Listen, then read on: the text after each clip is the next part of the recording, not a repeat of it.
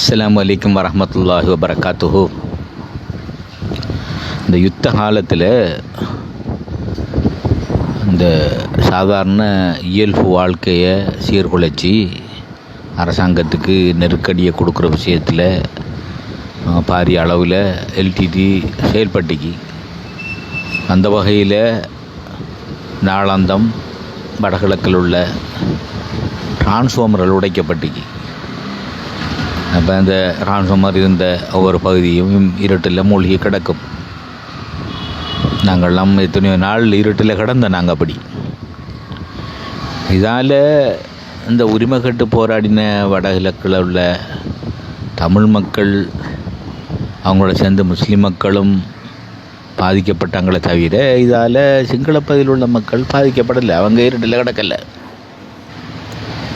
அந்த எல்டிடிக்கே சரியாக போய்த்து இலங்கையில் எவ்விடத்தை ஒரு தாக்குதலை மேற்கொண்டால் முழு இலங்கையும் இருட்டில் கிடக்கும் என்ற அந்த உண்மை அவங்களுக்கு தெரியாதானே போய்த்து. அவங்களுக்கு தெரியாமல் இருக்க மட்டும் நான் நினைக்கலேண்டா. அவங்க அதை தெரிஞ்சிருந்தாலும் அவடத்தை போய் தாக்குதல் நடத்தலாமா என்று சொல்லி ஒரு கேள்வி எழுப்பலாம். அப்படின்னா கொழும்புக்கு ஃப்ளைட் அடித்து கொண்டு செஞ்சுட்டு போய் கொழும்புதில் தாக்குதல் நடத்தினவங்கானே. அப்போ இதில் ஒரு தற்கொலைப்படம் வந்து இதுக்கு மேலே ஒரு ஃப்ளைட்டோட வந்து விழுந்தா சரி தானே, முழு இலங்கையும் கரண்டில் போயிருக்கேன் தானே. இந்த இடம் தெரியாமல் தான் போய் தெரியல இருக்குது. இந்த புறங்குக்கு தெரிஞ்சது இவர்களுக்கு தெரியாத தானே போய்து. அதுபோல் அரசாங்கத்துக்கும் அரசாங்கத்தில் இந்த மின் பொறியியலாளர்கள் எத்தனை வல்லுநர்களாக இருக்காங்க. அவங்க ஒரு கட்டத்தில் இவிடத்தை ஒரு அனர்த்தம் நடக்கும்னா முழு இலங்கையும் இருள கிடக்கும் என்ற விளக்கம் அவங்களுக்கு தெரியாதானே போய்த்து. தெரிஞ்சிருந்தா அதுக்கேற்ற மாதிரி அவங்க அதுக்கு தீர்வாக மாற்றி வேறு அமைப்பில் செஞ்சிருப்பாங்களே. அவங்க செய்யலை. அரசாங்கங்கள் தானே, கடந்த கால அரசாங்கங்கள் தானே ஒரு அனர்த்தங்கள் நடந்தால் அந்த பகுதி மட்டும்தான் இருட்டில் கிடக்கணும், முழு இலங்கையும் இருட்டில் கிடக்கக்கூடாது. அதுக்கேற்ற அமைப்பில் நீங்கள் இதுகளை வடிவமைக்கணும்னு சொல்லி அவங்களும் இதை திட்டமிட்டு செய்யல போல தானே இருக்கி செஞ்சிருந்தால் இது நடந்துரியாது. ஆக இந்த குரங்குக்கு தெரிஞ்சது இவங்க இவ்வளோ பேருக்கும் தெரியாது தானே. இது அந்தளவுக்கு மோசமாக இல்லை இந்த நாட்டை கொண்டு போயிருக்காங்க.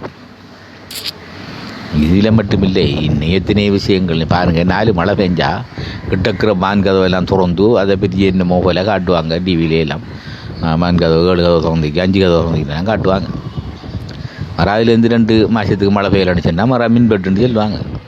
ஏன்னா அந்த தண்ணியை திறந்து சும்மா நியாயமாக கடலில் விடுறது. அந்த தண்ணியை நம்ம எப்படி பாதுகாக்கலாம், அது தொடர்ச்சியாக மின்பட்டு இல்லாமல் அந்த தண்ணியை எப்படி மின்சாரம் பெறதுக்கு அதை பாவிக்கலாம்ன்றதை பற்றி யாரும் சிந்திக்கல இது வரையில். இதே அளவு தண்ணி இந்தியாவில் கிடைக்கும்ட்டா இப்படி வீண் விரயம் பண்ணுவாங்களா? இல்லை வேறு நாடுகளில் இப்படி ஒரு செல்வம் இருந்தால் அதை இப்படி சும்மா வான்கதவை திறந்து சும்மா கடலுக்கு அனுப்புவாங்களா? அது மேல் மிச்சமாக நம்மட மின்பட்டு வராது அண்டு சொல்லி ஒரு அமைப்பில் மேல் மிச்சமாக திறந்துவிட்டாலும் பரவாயில்ல. நல்லா தெரியும் போல திறந்துவிட்டா பின்னுக்கு மின்பட்டு வரும். வெயில் உளுந்தா தொடச்சா வரும்னு தெரியும். அப்போ ஏன் அதை திறந்து விட்றேன்? அதை திறந்து விடாமல் அதை பாதுகாக்கக்கூடிய அமைப்பில் அதை சீர் செய்யலாதா? சரி, அதை பற்றி எல்லாம் இங்கே யாரும் யோசிப்பார் இல்லை. அதெல்லாம் விடுங்களேன்.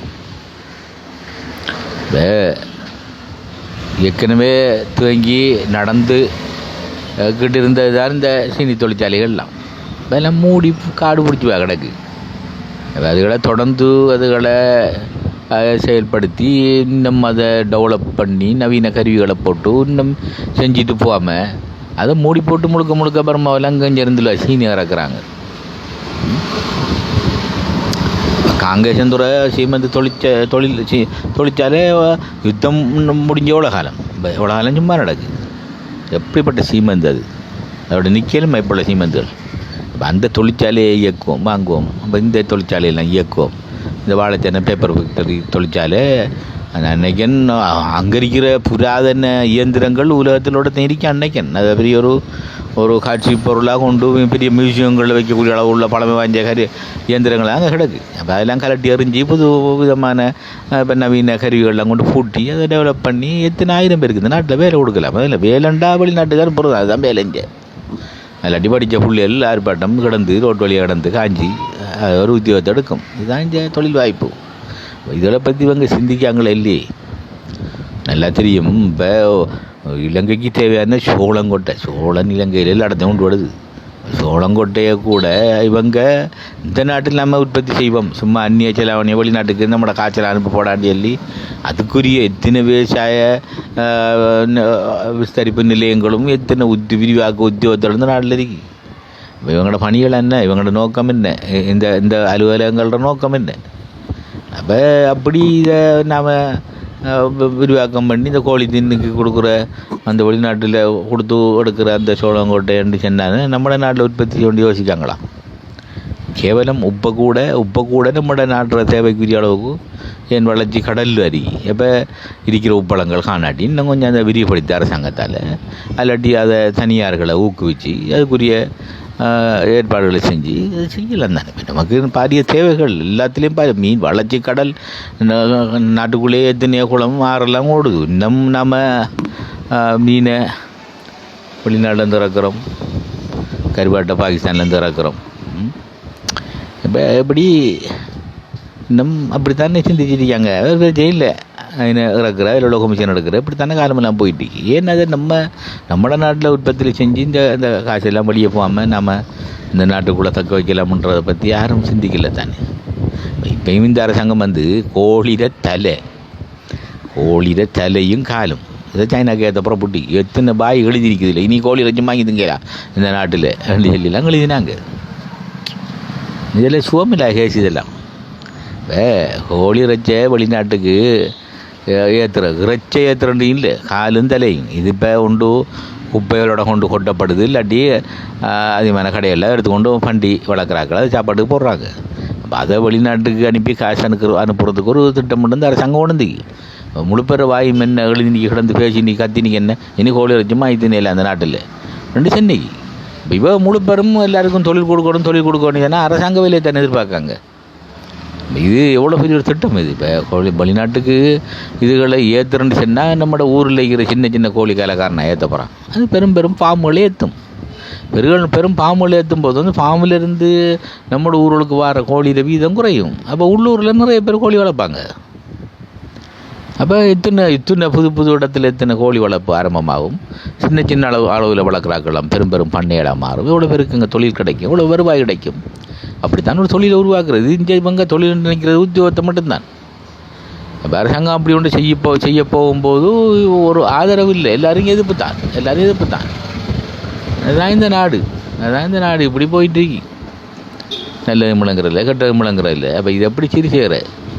இங்கே உள்ள அத்தனை தேவைகளையும் இங்கே உற்பத்தி ஆக்குற அளவுக்கு அரசாங்கங்கள் அதுக்குரிய திட்டங்களை தீட்டி அதுக்கேற்ற மாதிரி தொழிற்தலங்களை விரிவுபடுத்தினா வெளிநாட்டுக்கு போகவில்லை. அதிகமான மக்களுக்கு இங்கே தொழில் கிடைக்கும், இங்கே இந்த மக்களுக்கு வருவாய் கிடைக்கும். இந்த நாட்டுக்கு காசு இந்த நாட்டில் இருக்கும், வெளியாளி அனுப்ப தேவையில்லை.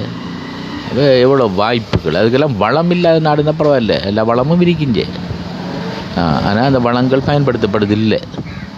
குரங்கு காட்டி கொடுக்குற அளவில் இந்த நாட்டுற திட்டங்களும் போயிட்டு இருக்கு.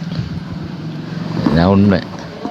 ஆனால் ஒன்று மட்டும் விளங்குது, நிறைய விஷயங்கள் இந்த அரசாங்கத்தால் செய்ய நினைக்காங்க. அதுக்குரிய அத்தியாரம் விட்டு போகிறாங்க. சும்மா எதிர்கட்சிகளாக என்ன விட்டு போட்டு போகிறாங்க. 4 மாதத்தோட கரை 3 மாதத்தோட கரை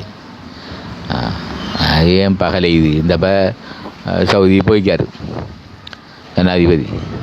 ஜனாதிபதியோட விஜயங்கள் ஒன்றும் கடந்த கால ஜனாதிபதிகளோட விஜயங்கள் அப்போ இல்லை. கடந்த காலங்களில் ஜனாதிபதி இந்தியாவுக்கு போவான்னு சொன்னால் அங்கே ஒரு ஒப்பந்தம் காய்ச்சாந்துட்டா அது சைனாவை சீன்றதாக தான் இருக்கும் அந்த ஒப்பந்தம். அல்லது சைனாவுக்கு போய் அங்கே ஒரு ஒப்பந்தம் காய்ச்சாந்துட்டா இந்தியாவோட வாக்கியம் போடுற விஷயம் பார்த்தா அப்படி இல்லையே. அங்கே போனாலும் எங்கே போனாலும் 2 இடத்தையும் போனார் அவர். அப்படி எந்த ஒரு மனக்கசப்பும் 2 நாடுகளும் ஏற்படையும் இல்லை. அதால் இலங்கையை யாரும் முறைச்சி பார்க்கையும் இல்லை. அதே மாதிரி நம்ம ஒரு நாட்டுக்கும் போகிறாரு, நல்ல திட்டங்கள் கைச்சாத்துட்டு வர்றாங்க. இவங்களுக்கு கொஞ்சம் பேருக்கு நாளைக்கு நடக்கணும், எதிர்கட்சிக்காரர்களுக்கு நாளை இன்றைக்கு முழுதும் அவங்க முழு பேரையும் பிடிக்கணும் அடைக்கணும்னு நினைக்காங்க. எல்லாம் பிடிபடுவாங்க, அடைபடுவாங்க. அவங்களுக்கும் விளங்குது. நடந்து கொதித்து மக்களை தூண்டிவிட்டு ஏதோ அந்த அரசாங்கத்தை பறிச்செடுக்க நினைக்காங்க. அது லேசான கர்மம் இல்லை. அந்த அரகலை இனி உருவாக்கலாம், அது கஷ்டம். அந்த அளவுக்கு மக்கள் மடையர்கள் இல்லை. மக்களுக்கு விளங்குது இந்த அரசாங்கம் ஏதோ நிறைய நல்ல விஷயங்களை முன்னெடுத்து போக முனைகிறாங்க, அதுக்குரிய அத்திவாரம் முடுறாங்க, அதுக்குரிய செயற்பாடுகளை செய்கிறாங்க. ஆனால் அது இன்றைக்கு நாளைக்கு அதில் வெளிப்பாடுகளை நாம் உணரையலாம். காலம் போகும்ன்றதை விளங்கின மக்கள் விளங்கிட்டு இருக்காங்க. டெய்லி கடந்து மாயிரா என்னமோ 4 மாதத்தோடு விட்டு போட்டு ஓடுற மாதிரி அரசாங்கம் விவகாரம் நடக்கிற மாதிரி இவங்க செய்யலாண்டு தான் இவங்க விட்டு போட்டு ஓடினேன். 20,000 ரூபாய்க்கும் ஒரு சிலிண்டரும் வாங்கிக்க இல்லாத நிலைமை.